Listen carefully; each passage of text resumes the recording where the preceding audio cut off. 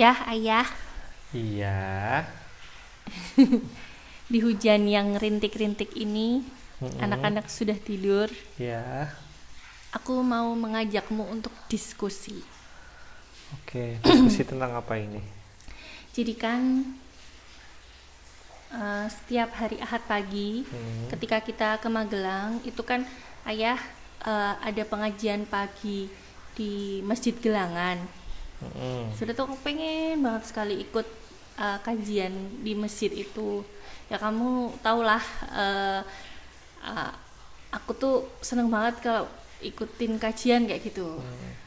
Dan salah satu penawar rasa mendengarkan kajian waktu sama seperti waktu gadis itu ya dengerin kajian kamu, tapi ya tetap aja lah punya anak bayi, punya kakak biru kayak gitu, tetap harus struggle-nya kalau mau mendengarkan kajian itu kan harus lebih. Nah, seringkali kan aku ikut kajian Ahad paginya tuh terlambat ya, anak-anak lah ngurusin, disuruh siap-siap apa namanya, masih lemas tapi pengen ikut kayak gitu. Jadi aku tuh pas dengerin kajianmu yang tentang kisah Khulafaur Rasyidin itu, atau kisah siapa ya, pokoknya itu tuh bagus banget, tapi aku tuh cuma dengerin setengah gitu loh. Aku pengen dengerin lagi Yang secara itu, lengkap kayak gitu. yang apa namanya?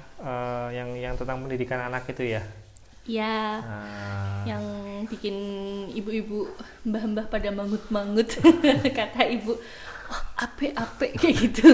Nah, aku juga pengen tahu gitu, kalau soalnya apa ya, sepotong doang gitu loh, jadi aku pengen dengerin lagi uh, kajian khusus untukku. Kamu ngerasa Jadi ini nggak sih? Apa ngerasa iuh nggak sih denger ceramahnya suami sendiri gitu? enggak, Kan ada orang yang kalau suamiku gitu. dengerin aku ngomong di depan umum aku iuh. Kok gitu? Ya pokoknya aku nggak mau didengerin kamu kalau aku lagi ngomong di depan umum. Oh, itu alasan kenapa ini ya, apa namanya, setiap bunda ngisi ayah selalu khusus sana sana kemana main atau kemana, pokoknya jangan Itu dengerin kayaknya tahun aku. satu, kedua, ketiga gitu. Gak tahu loh, kalau ada kamu tuh langsung kayak blank. Ya Tuhan, ya Tuhan. Mungkin aduh, orang yang sukain yang aku sukain lagi nonton aku kayak gitu. Nggak nyaman jadinya ya. Mendingan ayah pergi aja main sama biru keluar. Aku ngomong sama apa namanya, teman-teman yang ada di forumku. Tapi bunda sebenarnya iya nggak sih kalau dengerin apa ayah ceramah gitu, kan ada kalanya kayak mungkin ngerasa kayak, alah, opo kamu ngomong tinggi-tinggi, aku tahu aslimu kayak gimana gitu nggak sih? Jujur. Enggak, kan ayah yang ngomong apa adanya. Apa yang ayah sampaikan di muka umum tuh ya sama kayak ayah kayak gitu. Masa yo ada yang beda. Kadang kalau misalnya beda aku ingetin, kamu udah pernah lo nyampein kajian ini, masa kamu kayak begitu, gitu. Itu bisa menjadi senjata bagiku untuk mengingatkanmu. Berat ya ini, apa namanya, beratnya didengerin sama istri kayak gitu ya. Oke. Kalau yang bunda maksud yang itu, kalau ayah nggak salah ingat ya, itu tentang apa, Tadabbur surat An-Nisa ayat 9 tentang pendidikan anak. Cuma materi ini sebetulnya bukan materi aslinya ayah. Ini materinya sudah disampaikan beberapa ustadz, dan ya hitungannya ayah sebenarnya cuma parafrase aja, nggak kemudian terus menemukan sesuatu yang wow baru gitu. Ya itu sekadar parafrase aja. Nah, jadi bunyi ayatnya kira-kira gini. A'udzubillahi minasyaitonirrajim, wal yakhshal ladzina law taraku min khalfihim dzurriyyatan dhi'afan khafu 'alaihim falyattaqullah wal yaqulu qawlan sadida. Ayat ini banyak disampaikan sama apa ya, penceramah-penceramah terkait masalah parenting begitu.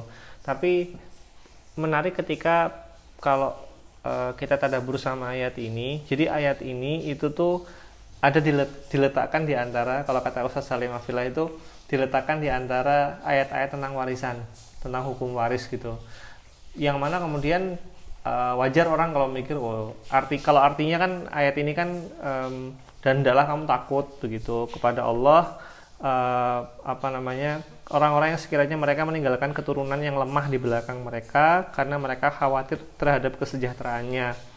Kemudian falyattaqullah, maka kemudian ya bertakwalah kepada Allah, wal yaqulu qawlan sadida, dan ucapkanlah perkataan yang lurus. Wajar kalau orang bilang bilang oh yuk, berarti kita jangan sampai meninggalkan anak-anak kita tanpa warisan kayak gitu loh. Harus ada yang ditinggalkan dong. Masa nggak boleh anak kita tinggalkan, kita meninggal terus anak kita nggak ada yang ngurus, kemudian nggak ada duit dan lain sebagainya begitu. Tapi kemudian para mufasir berpendapat bahwa konteksnya bukan itu begitu. Konteksnya bukan itu. Ini ayat tentang pendidikan begitu. Karena apa? Karena belakangnya itu bukan kan di belakang harusnya kan kalau misalkan ini berbicara soal harta itu kan harusnya ngomongnya bukan falyattaqullah, tapi pakai kata-kata misalkan tinggalkanlah harta, atau siapkanlah warisan untuk anak-anakmu begitu. Bagian akhir ayatnya harusnya begitu, tapi kan enggak. Bagian akhirnya ini adalah falyattaqullah, bertakwalah kepada Allah, wal yaqulu qawlan sadida. Ini bukan harta, bukan permasalahan harta begitu. Dan mufasir para mufasir menyebutkan bahwa kalau berbicara soal ayat ini itu bukan berarti kemudian terus hanya sekadar harta saja, tapi justru menunjukkan bahwa betapa nggak cukupnya harta kalau cuma harta yang ditinggalkan begitu. Karena kalau ditinggalkan hanya harta saja, ya tanpa ada yang lain, tanpa ada persiapan pendidikan anak yang lain, ya itu akan semua sia-sia gitu.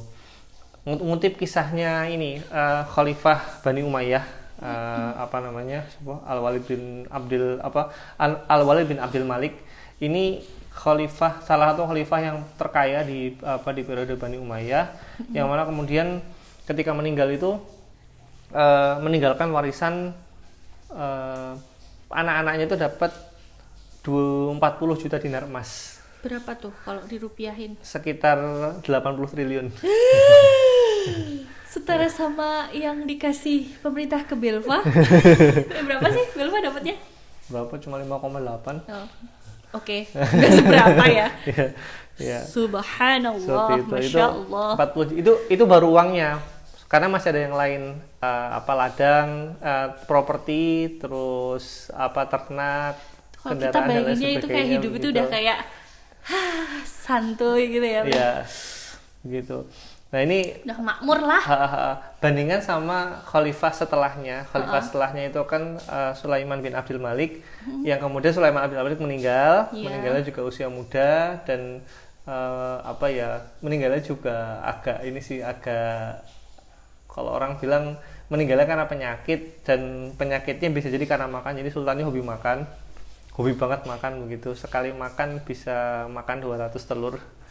Ya Allah. Tapi nggak ngerti telurnya telur apa ya. Soalnya telur puyuh. Bayangna makan 200. Telur ikan kan? Ya nggak. Kalau ngomong telur ya harusnya ya paling kan mungkin telur gemak ya, telur puyuh ya, 200 telur puyuh. Gemak.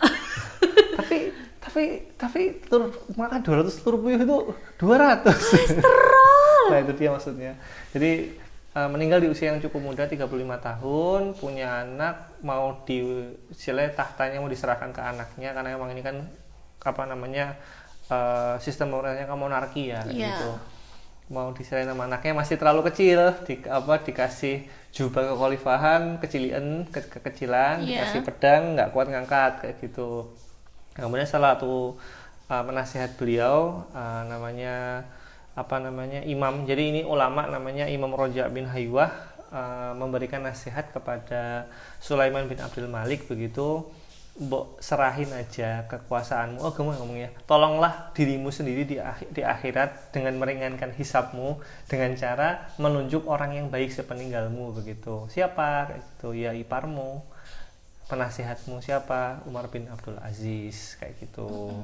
Nah kemudian Sulaiman bilang, lah kalau tak serahin sama Umar bin Abdul Aziz, adik ngamuk kan dia punya adik gitu loh. Kalau tahta kan nggak jatuh ke anaknya masih kekecilan, biasanya kan jatuh ke adiknya gitu loh. Nah, kalau tak serahin sama Umar bin Abdul Aziz, cerita kekerajaan,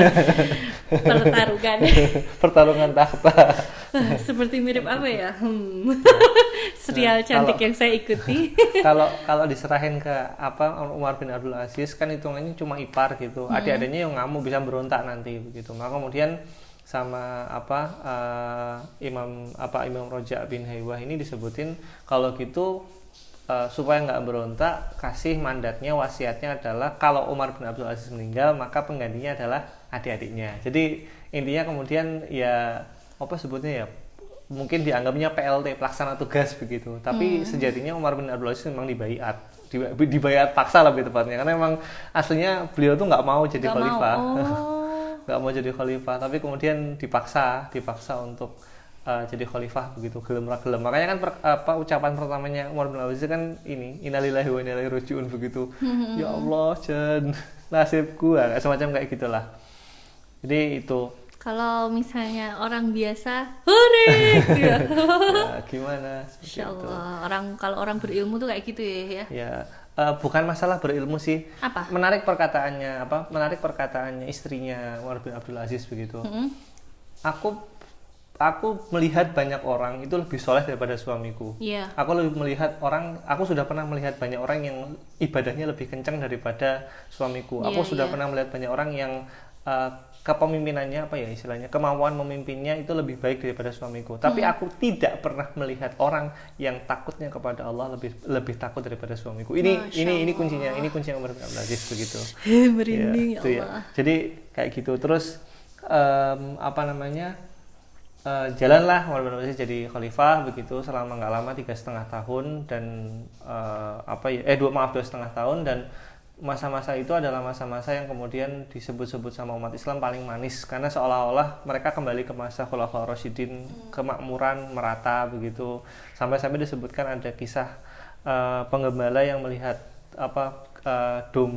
serigala tuh bermain di antara para domba begitu. Jadi saking meratanya rezeki begitu. Itu serigalanya dapat jatah domba? Enggak, maksudnya enggak makan domba. Hah? Serigalanya nggak makan domba. Iya enggak. Jadi gini, Allah mencukupkan rezeki untuk serigala itu sehingga dia tidak perlu memangsa domba. Berarti itu karena keberkahannya. Iya, keberkahan pemimpin. Keberkahan pemimpin, semuanya merasakan keberkahan itu, bahkan serigala. Iya, begitu. Masya Allah. Soalnya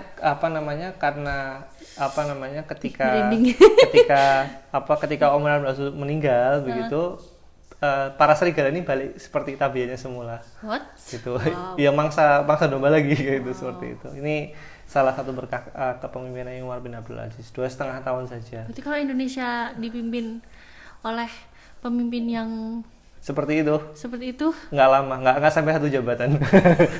Kenapa? Nggak, soalnya gini, ini aku tuh bahasnya kita akan dapat berkah gitu loh.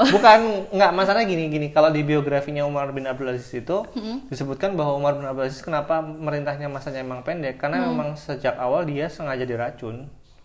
Karena banyak orang yang nggak suka sama banyak petinggi Bani Umayyah yang nggak suka sama beliau, kemudian disebutkan bahwa dia tuh diracun pelan-pelan, nggak langsung gitu. Jadi matinya pelan-pelan. Pernah lihat orang yang diracun pelan-pelan? Bukan, di sebuah cerita-cerita yang aku tonton. Gitu. Itu pun disebutkan bahwa yang ngeracun kan pembantunya sendiri begitu. Itu pembantunya ngaku, saking nggak teganya begitu. Udah gitu pembantunya juga disuruh kabur sama Umar bin Abdul Aziz, karena kalau ditelisik kan pasti ketahuan ini kalau si pembantu ini tetap di sini mati pasti dia ini kayak gitu. Makanya udah disuruh kabur. Ya Umar bin Abdul Aziz juga kasihan sama pembantunya, jadi cuma suruh ini yang bagian dari kemuliaan juga begitu. Ya, sejarahnya seperti itu. Nah, singkat cerita Umar bin Abdul Aziz meninggal, kemudian anak-anaknya dibagi hartanya, dikumpulkan, kemudian dibagi warisan. Anak-anaknya cuma dapat sekitar 8 dirham per anak. Ya. Kalau dirupiahkan 560.000 sekitaran segitu. Jadi bandingkan tadi anak 2 generasi 5 triliun itu kan Belva. 80 triliun.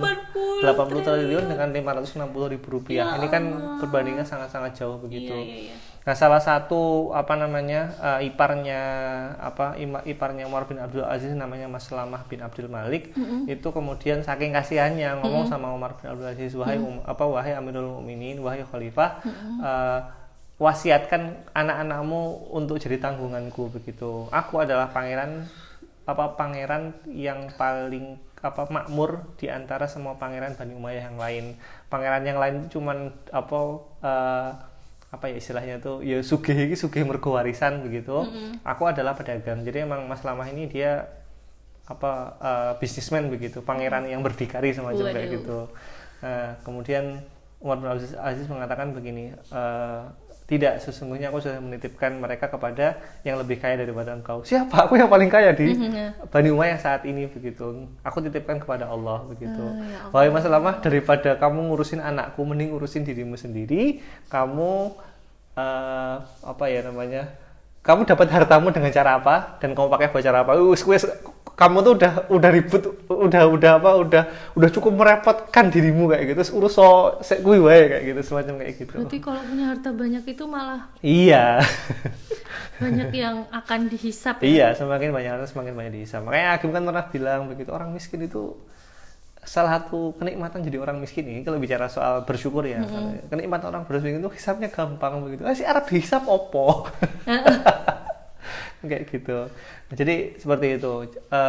Tapi kemudian gini, jadi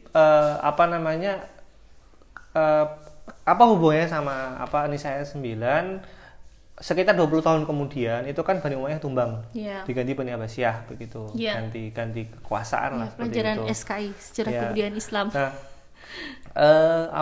anak-anaknya Walid bin Abdul Malik ini menjadi pengemis buronan orang-orang dengan kekayaan 80 triliun itu. Ya hanya sekitar 20 tahun, nggak sampai 30 tahun lah begitu. Itu mereka sudah menjadi gelandangan yang kemudian mengemis di kota-kota, jadi buronan dan lain sebagainya begitu. Nah, itu dia kan nggak tahu juga ya betapa. Sampai 80 triliun loh. Begitu. Padahal bayangannya bisa untuk kekayaan 7 turunan misalnya gitu ya. Iya. Nah, sementara anak-anaknya Umar bin Abdul Aziz itu menjadi pembayar zakat terbesar pada zamannya. Ini menunjukkan bahwa sebetulnya banyaknya harta yang ditinggalkan itu tidak selalu menjadi patokan jaminan bahwa si anak itu akan hidup makmur setelahnya. Begitu. Nah, maka kemudian Allah mewasiatkan kepada kita dalam Al-Qur'an itu dua hal.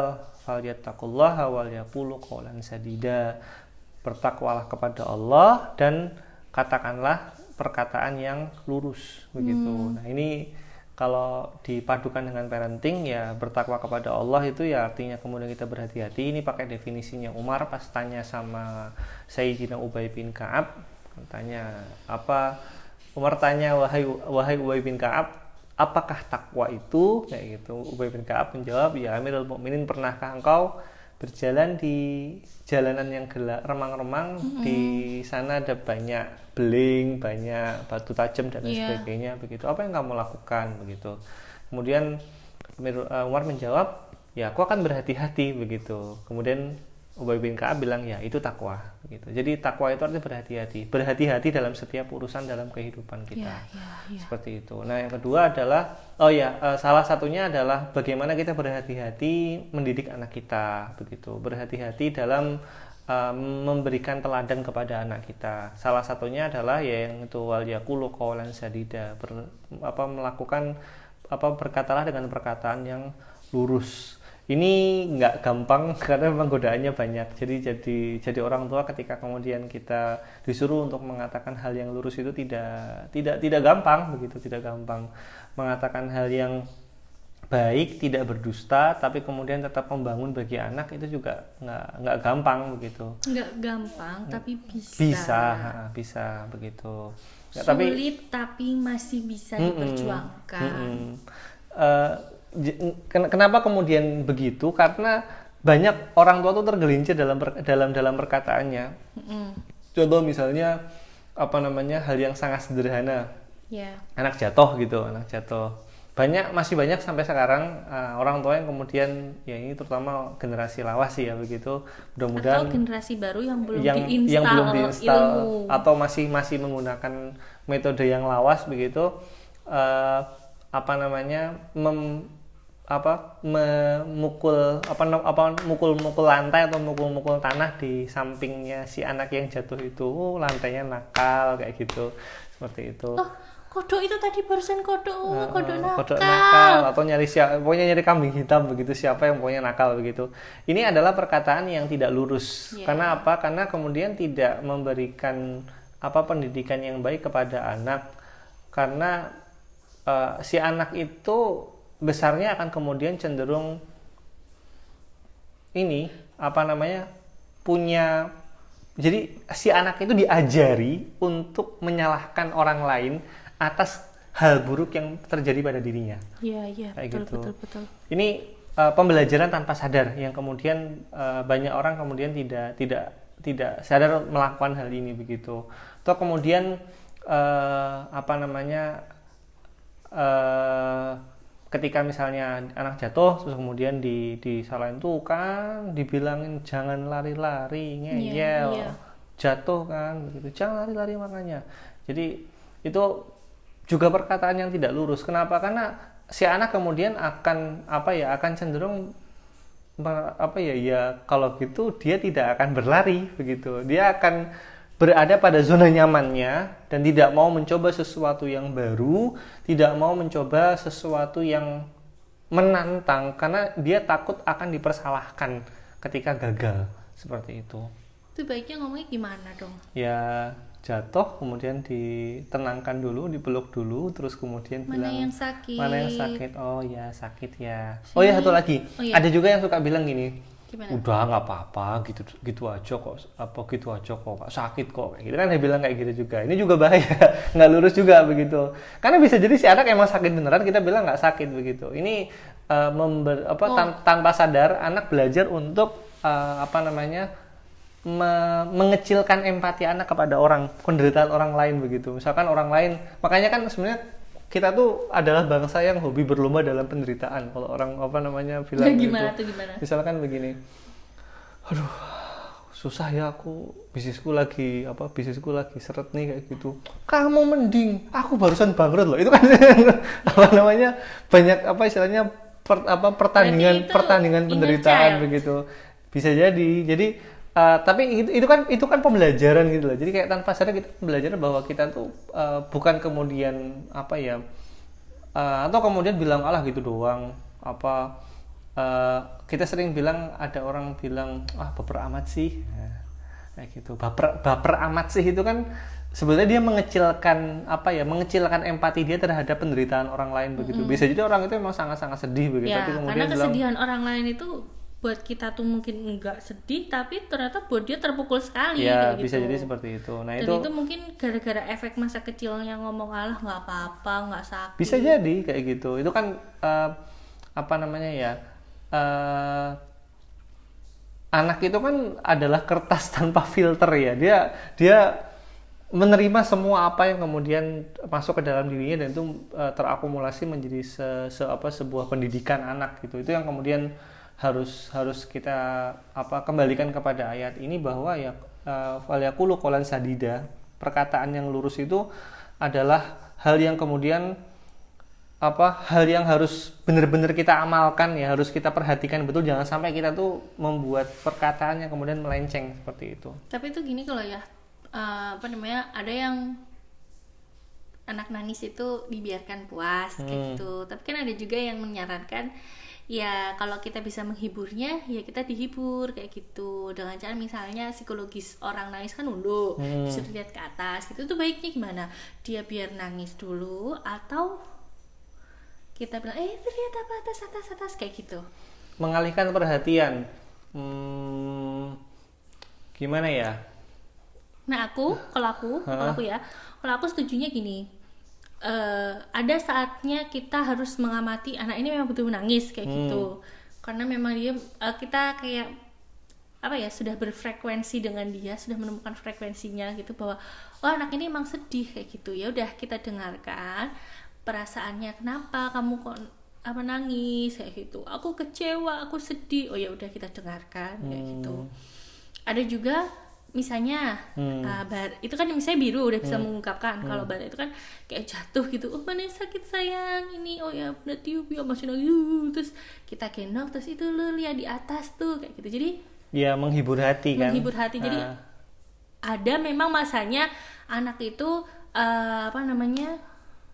kita diamkan untuk menghibur hatinya, karena memang dia kayak kaget kesana terus bisa dihibur dengan lihat ke atas tuh ada apa itu kayak gitu. Tapi ada masanya juga ketika anak itu ingin mengungkapkan perasaannya dengan menangis, ya kita dengarkan sambil menangis kayak gitu.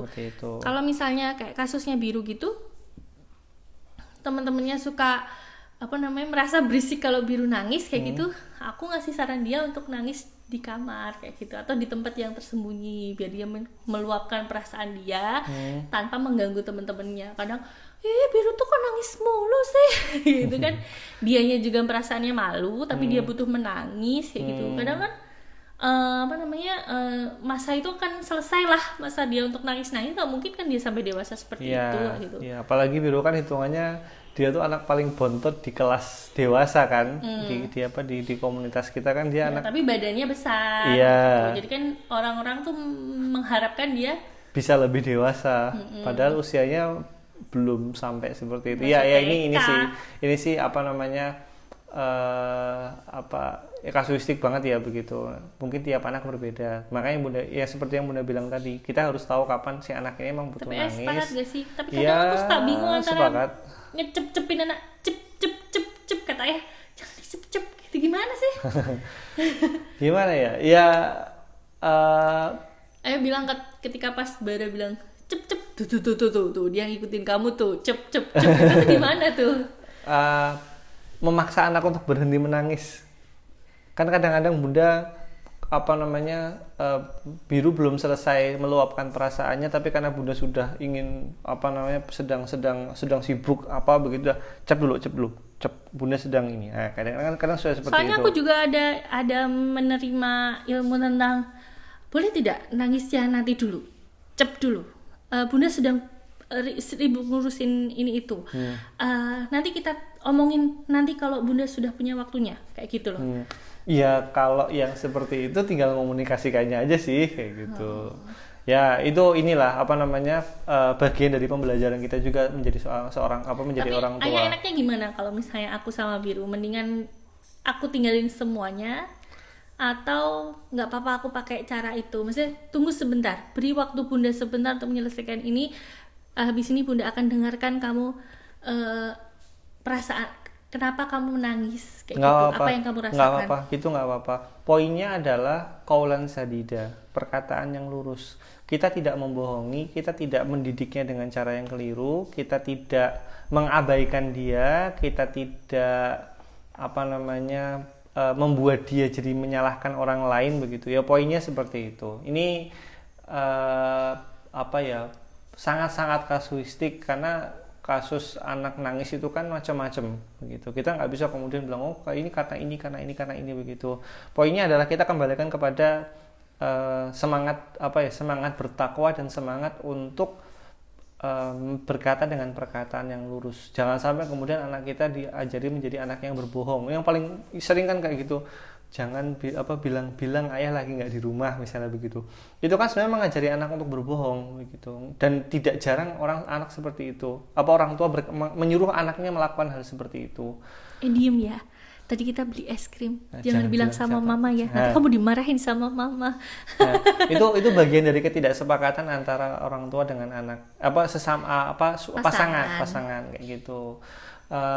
Bisa juga kasusnya kayak misalkan juga ada yang kayak ini loh, yang sering anak nyelipin anak di antrian. Nyelipin anak di antrian itu kan juga mengajarkan anak untuk nyela antrian hanya kan karena dia kemudian anak kecil, orang cenderung punya preferensi anak kecil duluan aja nggak apa-apa begitu. Tapi kalau misalnya kebelet pipis beda ya. Iya. Tapi nggak juga ya, ini kan sekarang misalnya beli di Indomaret ada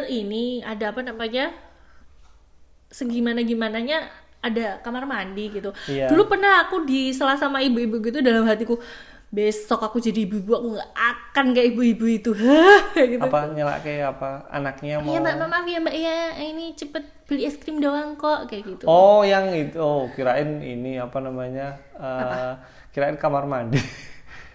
Kamar mandi juga pernah gitu. Pernah ibu-ibu kayak gitu, mbak saya kebelet pipis, emangnya saya mau apa? anaknya kan misalkan ya anaknya ini udah kebelet pipis, dia nggak bisa nahan begitu. Oh, iya. Orang tua sama orang dewasa sama anak-anak tuh daya tahan terhadap menahan buang airnya itu kan beda kayak gitu. Nah itu gimana kalau itu Bunda?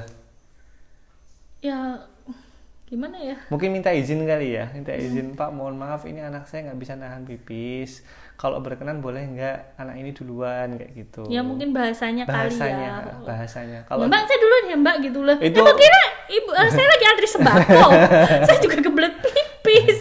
ya Enggak ya, sih, aku kalau yang belet pipis belum pernah sih. Cuma ibu-ibu pernah, ibu-ibu. ya kayak itu gitu. ini sih itu pola asuh, balik ke pola asuh begitu. Ya itu sih paling ya Bunda, model pendidikan berbasis tadabbur ayat surat An-Nisa ayat 9 begitu.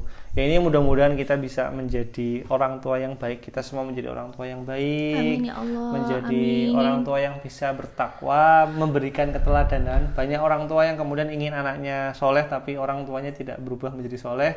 Banyak orang tua yang ingin anaknya tidak menjadi perokok tapi orang tuanya tidak berhenti merokok.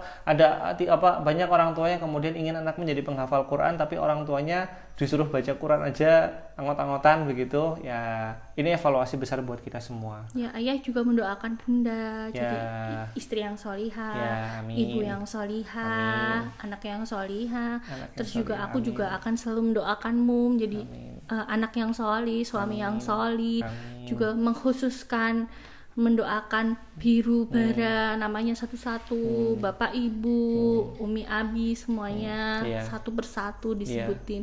Karena ya ikhtiar tanpa doa itu ya apa ya? Ya zong kayak Iya. gitu. Yang paling utama tuh doa. Doa dulu itu doa itu adalah landasan pertama karena nggak bisa apa-apa kalau nggak ada kuasa dari Allah SWT. Ya, dan dari semua yang kita bicarakan yang terakhir ini, kalau kata Abah Ihsan Baihaqi ya bohong itu haram hukumnya sama anak, haram pokoknya. Ya. Beliau ngomong haram ya Bu, bohong sama anak kayak gitu. Itu perkataan yang lurus ya. Kaulan sedida ya. Kalau cerita. Ya gitu ya Bunda. Oke, terima kasih Ayah atas diskusinya dan kajian ulangnya. Ya Ya, sama-sama. minggu-minggu ini kita harus bersabar untuk tidak ke Magelang dulu. Iya. Dan ya semoga semuanya akan menjadi lebih baik. Amin. Ya. Kasih Ayah. Sama-sama. Bye-bye. Bye-bye. Bye-bye. Jika kamu suka dengan apa yang kami bagikan, jangan lupa untuk like, komen, dan subscribe. Terima kasih.